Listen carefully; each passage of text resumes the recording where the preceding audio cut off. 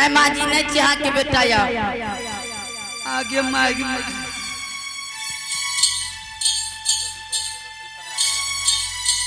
बाबू बेटा माइक बड़ ठकला बेटा आगे माता जी। और आइए इसके बाद अब हम लोग यहाँ से बीच में आए तो सुरेंद्र बाबूजी मुलगियान जी। हे बाबू साहब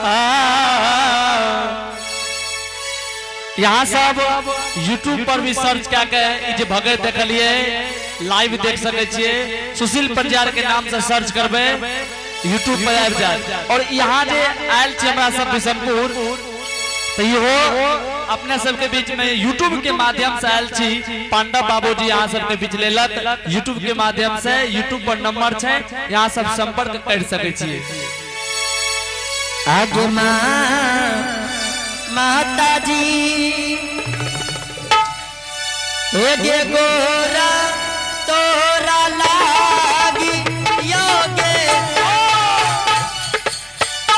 एगे करियो दे झुकी परना नामुआ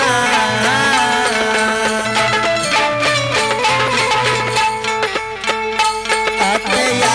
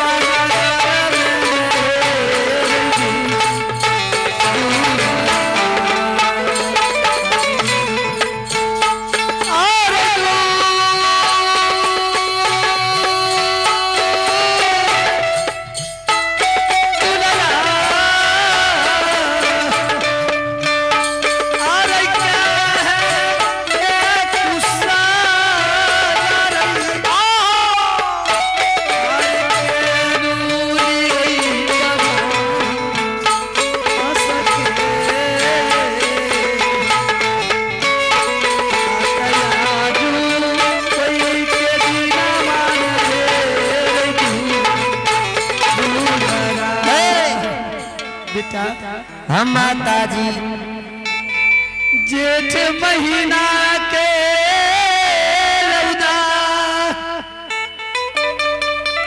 सावन भादक के पानी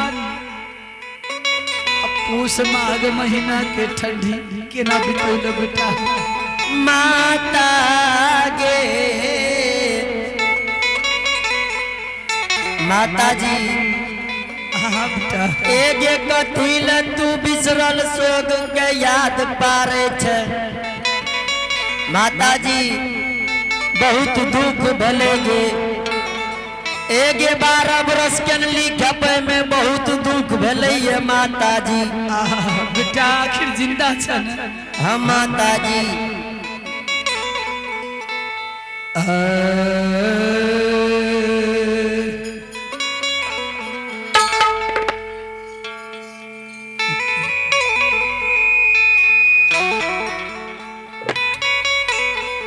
बेटा हम माता जी माँ से बहुत दिन अलग रहा 12 बरस चला यार दोनों माँ बेटा मिल के साथ भोजन पूछे माता जी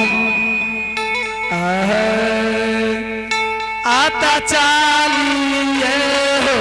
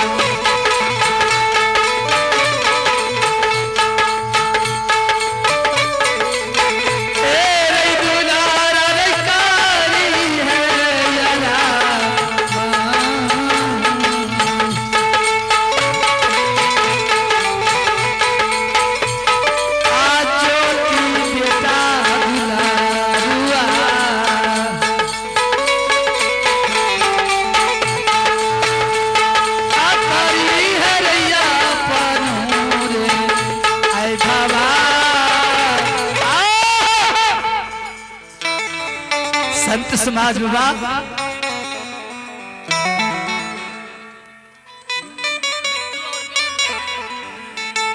मिट्टी और बिट्टू, मिट्टू और बिट्टू दोनों ने मिलकर 21 रुपया मालिक के दरबार में दान दिए हैं। बड़ी श्रद्धा के साथ अहे दानी मत रह दूर,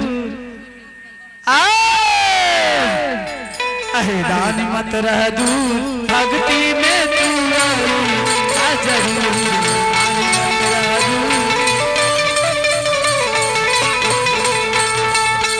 दान करी करी नाम लिखाई है, दान करी करी नाम लिखाई है, के तू भागी बन जा, हे हो के तू भागी बन जा, हे दानी मत रह दूर, भक्ति में तू आ जरूर।